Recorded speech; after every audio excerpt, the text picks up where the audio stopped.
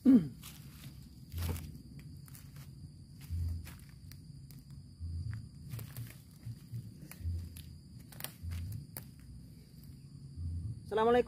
warahmatullahi wabarakatuh, sobatku, para pencinta lebah dimanapun kalian berada. Semoga kalian sehat selalu, sobat-sobatku. Nah, kali ini saya akan membagikan pengalaman pribadi saya ya, tentang cara memasang gelodokan agar cepat dihuni oleh lebah. Nah, ini sangat penting sobat-sobat ketahui, karena jika faktor-faktor ini tidak teman-teman perhatikan, otomatis si lebahnya itu sangat-sangat kemungkinan kecil ya dihuni oleh lebah. Nah, untuk faktor yang pertama ataupun langkah-langkah yang pertama harus teman-teman ketahui adalah mengenai, kita bahas dulu tentang gelodokan. Tentang gelodokannya ini, yang pertama harus bebas dari bau oli ataupun bau minyak, karena biasanya saat membuat gelodokan ini kita gunakan singso ya, jadi bau olinya itu masih membekas di gelodokan. Nah, tentunya caranya agar oli itu baunya hilang, teman-teman harus mencucinya dulu ataupun membakarnya ya. Jadi di bagian dalamnya itu teman-teman bakar menggunakan asapnya saja ya, agar bau olinya itu hilang. Kemudian teman-teman harus pasang plastik seperti ini agar saat hujan turun, jadi airnya itu tidak masuk ke dalam. Karena percuma kalau gelodokannya itu bagus, tapi saat hujan di dalamnya itu tergenang oleh air, dan itu membuat lebah tidak akan masuk, sobat-sobatku. Kemudian dari segi pemasangan, nah pemasangan gelodok ini juga sangat penting, sobatku. Jadi untuk pemasangannya, usahakan di bagian pintu masuk ini tidak ada pohon ataupun jarak dari pohon yang lain dari sini, dari gelodokan ini, di bagian depannya sekitar 2 meter ataupun 3 meter ya, karena ini untuk lebah masuk keluarnya, lebah untuk masuk keluar masuk itu pokoknya sobatku. Nah, untuk keluar masuknya lebah, jadi harus ada jarak, jangan sampai terlalu mepet seperti ini. Di depannya ada pohon, itu si lebah tidak suka, sobatku, baik di bagian masuk pintu yang sebelah sini maupun yang sebelah belakang ya, teman-teman harus perhatikan itu. Kemudian dari segi pemasangan juga, usahakan si gelodokannya ini teman-teman simpan di bawah pohon yang rindang. Kenapa harus di bawah pohon yang rindang? Karena lebah itu sebenarnya tidak suka tempatnya itu langsung terkena sinar matahari. Jadi kalau teman-teman ini disimpan di tempat yang panas, kecil kemungkinan gelodokan teman-teman itu dihuni oleh lebah. Walaupun terkadang ada juga pengalaman saya, walaupun ada di tempat yang panas, ada juga yang masuk, tapi tidak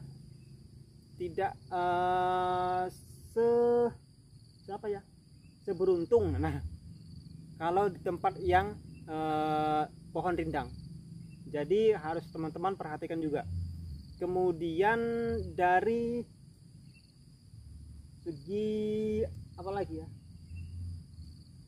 dari segi nah, alat pemancingnya. Nah, ini penting juga, sobat-sobatku, agar si lebahnya itu cepat mengetahui bahwa di sini itu ada gelodokan ataupun ada jebakan kita. ada beberapa alat pemancing untuk menarik perhatian si lebah.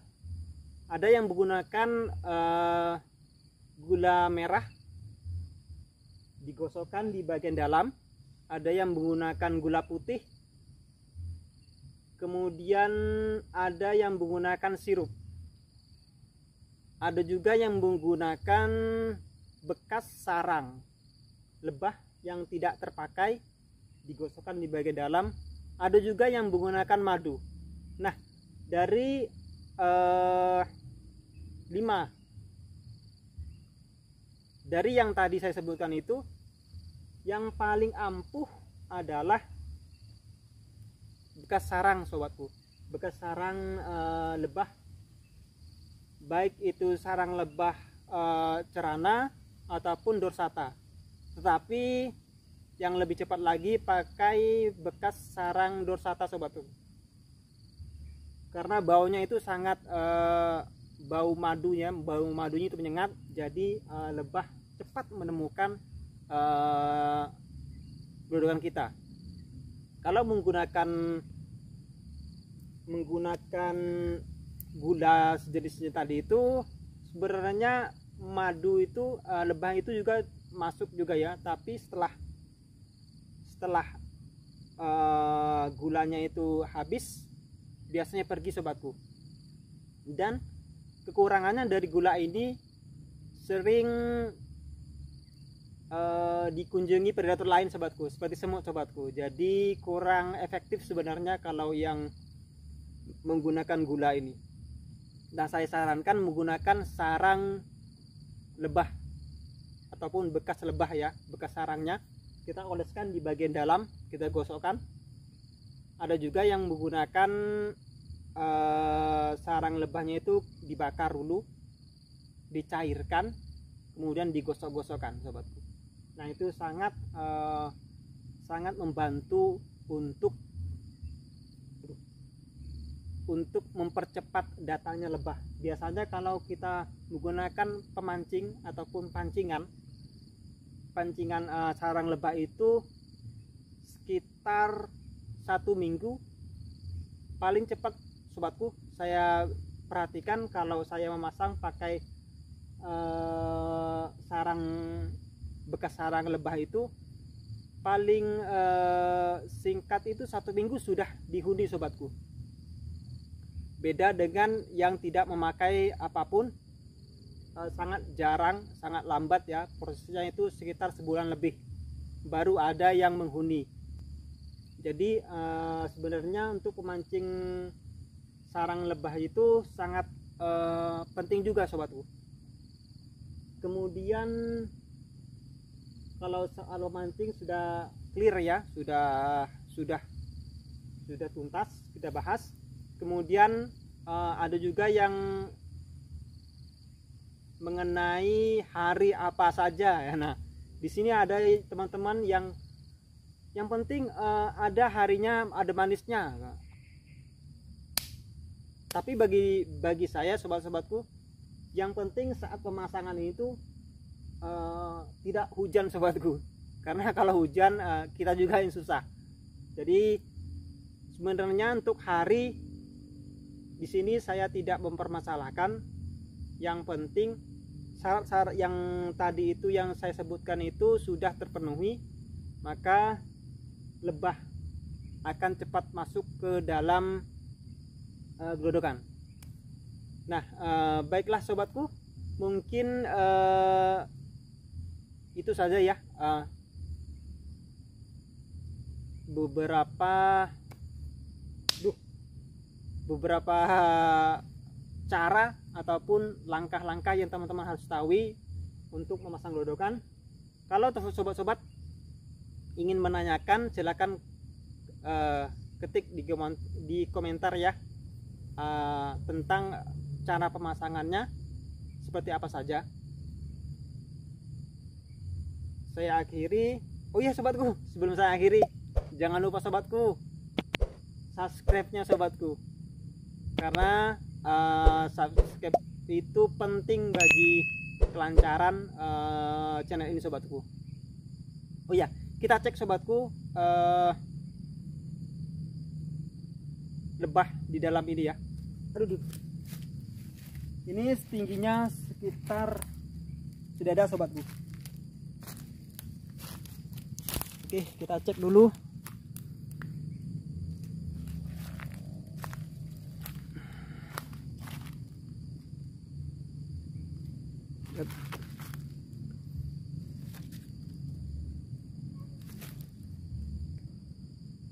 Nah, itu sobatku.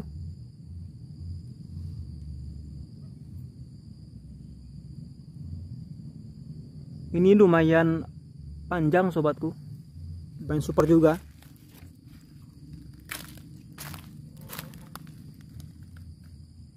Lihat sobatku. Oh, sudah ada madunya sobatku. Lihat sobatku.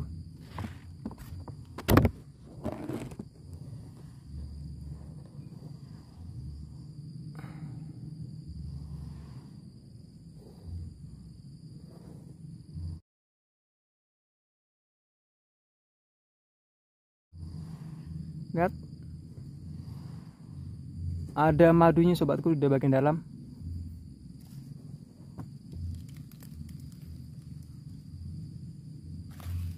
Oke, nanti kapan-kapan kita pindahkan sobatku ke kotak budidaya.